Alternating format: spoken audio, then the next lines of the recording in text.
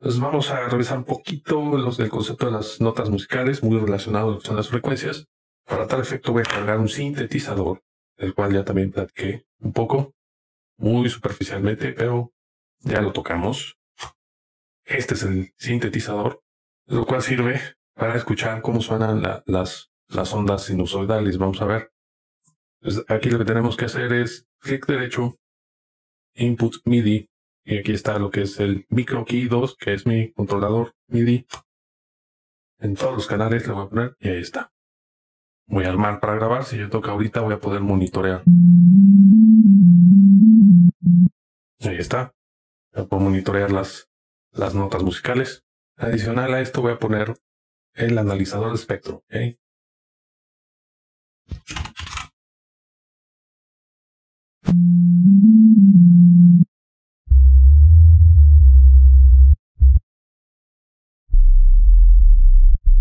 El concepto que quiero pasar es cómo están organizadas las notas musicales y cómo se relacionan con las frecuencias. En este momento voy a ir a la octava más baja y vamos a ver por qué se llama octava también. En el sistema musical occidental hay 7 notas musicales naturales. Son do, re, mi, fa, sol, la, si. Y la octava es do otra vez. Empieza con do otra vez, y por eso estas divisiones se conocen como octavas. ¿Qué vimos en ambas octavas? Vimos do. Voy a congelar un poco. Okay. Ese es do. Vamos a ver qué frecuencia tiene do aquí. Okay. En do predomina, bueno, aquí se muestra, y con las fallas de precisión que pueda tener esto, pero se muestra la frecuencia 129. Más o menos. Ese es do. ¿Qué esperaríamos en la siguiente octava? Que el do vibre al doble. Exactamente que es. Voy a quitar el freeze.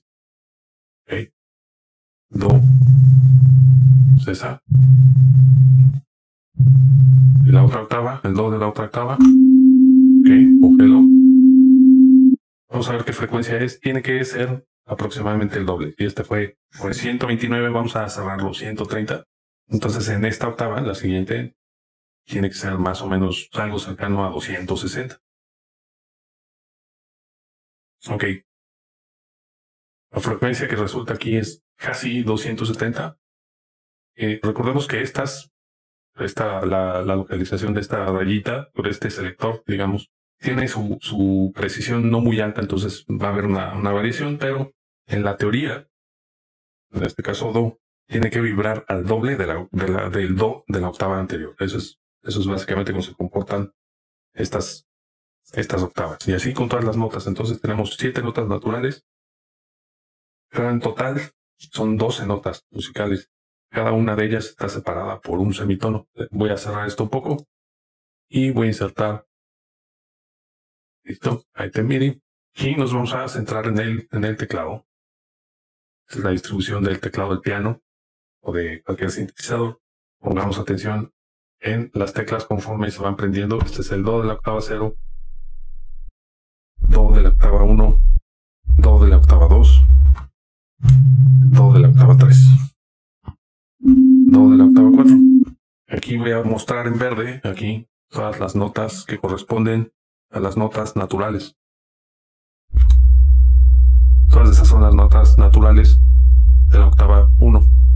En total son 12 notas musicales. Son 5 notas que no son naturales y son sostenidos o bemoles. Ahorita vamos a ver dónde radica la diferencia. Son estas. Okay. ¿Por qué son sostenidos o bemoles? Ok. Voy a tocar do de nuevo. La siguiente nota, un semitono arriba, es do sostenido. Y luego sigue re. Aquí está re.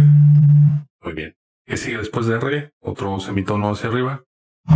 Re sostenido. Mi. Ok. Otra vez. Do sostenido. Re sostenido. Mi. Eso fue tocando de abajo para arriba. Si yo toco de arriba para abajo, es mi bemol, re bemol, do. Ok, otra vez. do, do sostenido, re, re bemol, do sostenido, re, re bemol. ¿Ok? O sea que la tecla negra básicamente es do sostenido, re bemol. ¿Ok? Más o menos así se organizan las notas musicales en el teclado. Vamos a ver una vez más. Voy a descongelar aquí. Cómo se ven las notas en el analizador de espectro.